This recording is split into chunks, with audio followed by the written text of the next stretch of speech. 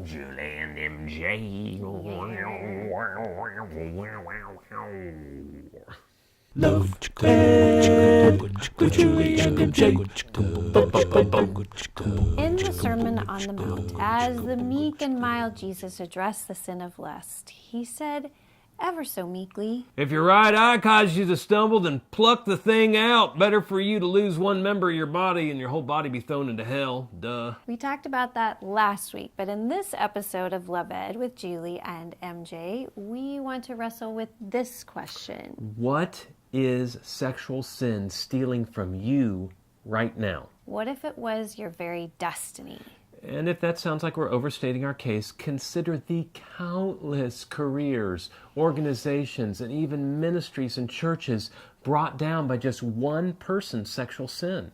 Sexual sin didn't seem to keep them from their destinies for a while. But in the end, it found them out. We have seen this happen firsthand with a personal friend of ours. He was mentoring young men and even in the process of adopting when federal agents showed up at his door with a warrant for his arrest. His computer, which they confiscated that day, wound up containing thousands of images of child pornography. And that was over 10 years ago, and he's still in federal prison. I used to hear stories about arrests like this, and I would think, that dude was messed up. I mean, he was sick, a real bad apple.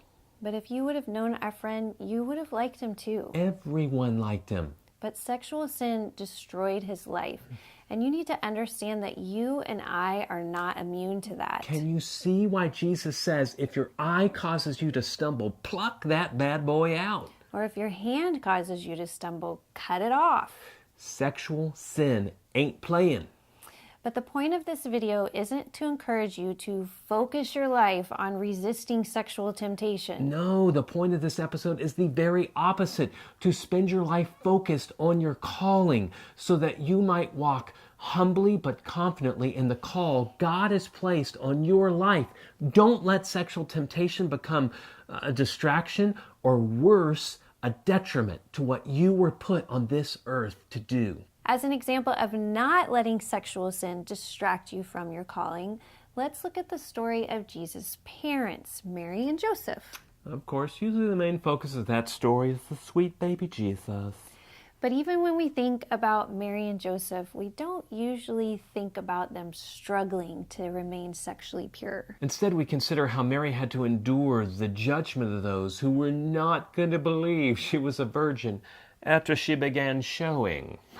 Or the hardship of Joseph, who had to share in her shame when he chose not to accuse her of cheating on him. Now, compare those struggles to the struggle Julie and I had, and many conservative Christian couples have, just merely finding it impossible to remain sexually pure.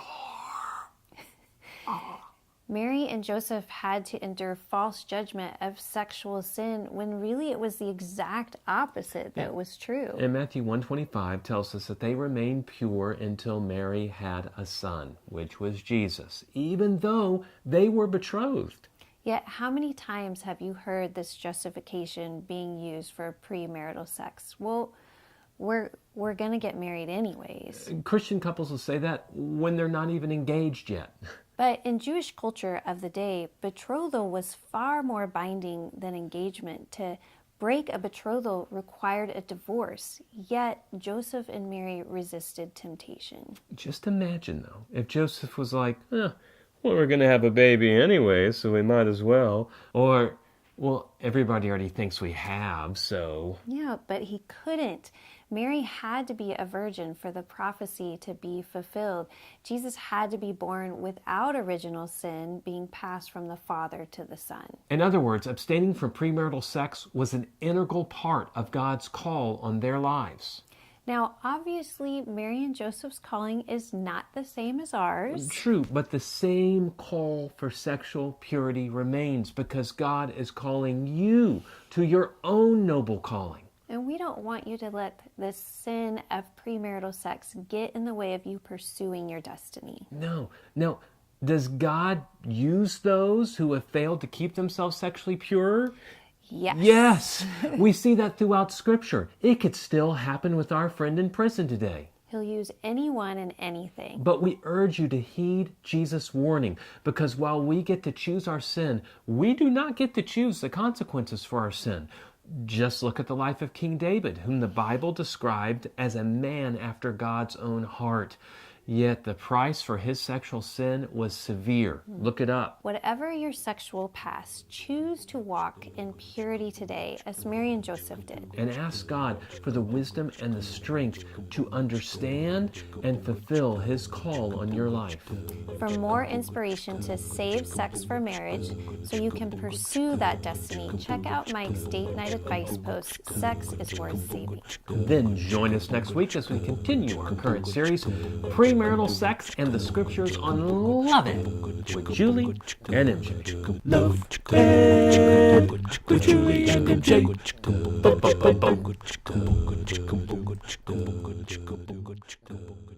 So I know you couldn't help but notice this massive scar on my nose.